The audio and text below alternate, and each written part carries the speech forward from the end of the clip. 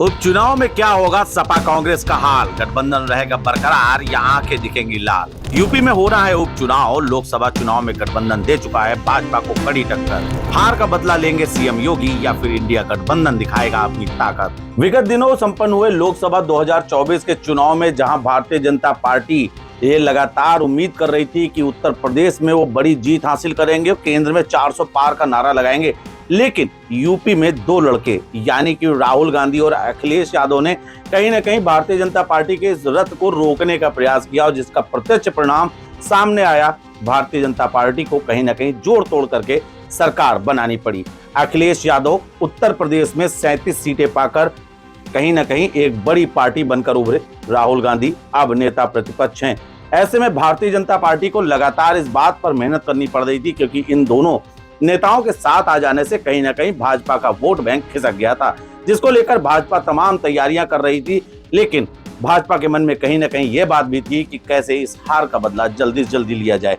तो ऐसे में अगर चुनाव की बात करें तो 2027 में विधानसभा चुनाव होने, जिसमें भाजपा एक और कसर पूरी कर सकती थी, लेकिन उससे पहले ही भाजपा को एक मौका मिला है। लेकिन इन सबके बीच में सियासी गलियारों में इस बात की चर्चा भी जोरों से है कि क्या भारतीय जनता पार्टी को चैलेंज करने वाले ये दोनों लड़के आने वाले समय में साथ नहीं दिखेंगे। यानी कि उत्तर प्रदेश में जो भी विधानसभा चुनाव होने हैं, क्या इसमें अखिलेश यादव राहुल गांधी को एक भी सीटें नहीं देने जा रहे हैं। सियासी गलियारों में इस तरीके की चल रही चर्चाओं में आखिर क्या आएगा परिणाम, क्या है पूरा मामला, देखिए इस विश्लेषण करती हुई रिपोर्ट में।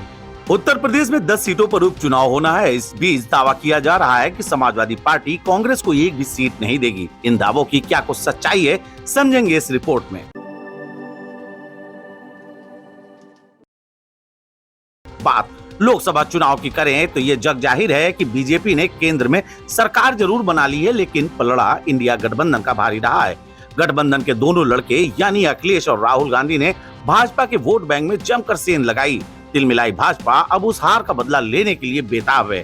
हालांकि यह बदला भाजपा 2027 के विधानसभा चुनाव से पहले ही लेने की तैयारी में है। लोकसभा चुनाव में तमाम ऐसे विधायक रहे जो अब सांसद बन गए हैं। ऐसे में प्रदेश की उन सीटों पर उपचुनाव होने हैं। इन सीटों की बात करें तो इनमें प्रमुख रूप से प्रयागराज जिले की फूलपुर, अलीगढ़ की खैर, गाजियाबाद की गाजियाबाद, मिर्जापुर की मझवा, मुजफ्फरनगर की मीरापुर, अयोध्या की मिल्कीपुर, मैनपुरी की करहल, अंबेडकर नगर की कटहरी, मुरादाबाद की कुंदर की व कानपुर की सीसामऊ सीटें शामिल हैं। लेकिन अब यहाँ एक पेच फंसता दिखाई दे रहा है। कहीं ऐसा तो नहीं कि सपा कांग्रेस को उपचुनाव में एक भी सीट न दे।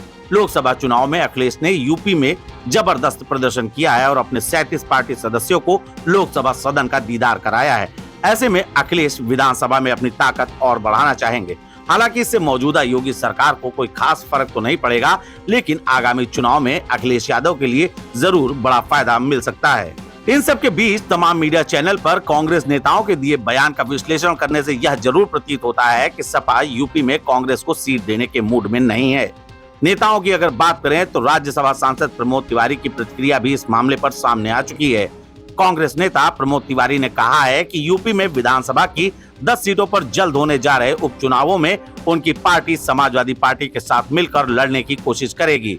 इस बारे में समाजवादी पार्टी के साथ बातचीत भी हो रही है। प्रमोद तिवारी ने उन तमाम दावों को गलत बताया जिसमें यह दावा किया जा रहा है कि समाजवादी पार्टी उपचुनाव में कांग्रेस को एक भी सीट देने को तैयार नहीं है। उनके मुताबिक इस बारे में अभी तक अखिलेश यादव ने कुछ नहीं कहा है। कांग्रेस के नेता जल्द ही उपचुनावों को लेकर अखिलेश यादव से बात करेंगे। निश्चित ही अभी इस मामले पर बात चल रही है, लेकिन कयासों का दौर जारी है। जहां उपचुनाव भाजपा के लिए प्रतिष्ठा का प्रश्न बन चुका है, वहीं अखिलेश यादव के लिए 2027 के चुनाव की आधारशिला। देखने वाली बात तो यह होगी कि पार्टियां इस पर कैसे फैसला लेंगी और इसका फायदा भाजपा कैसे उठाएगी। ब्यूरो रिपोर्ट, अनादि टीवी।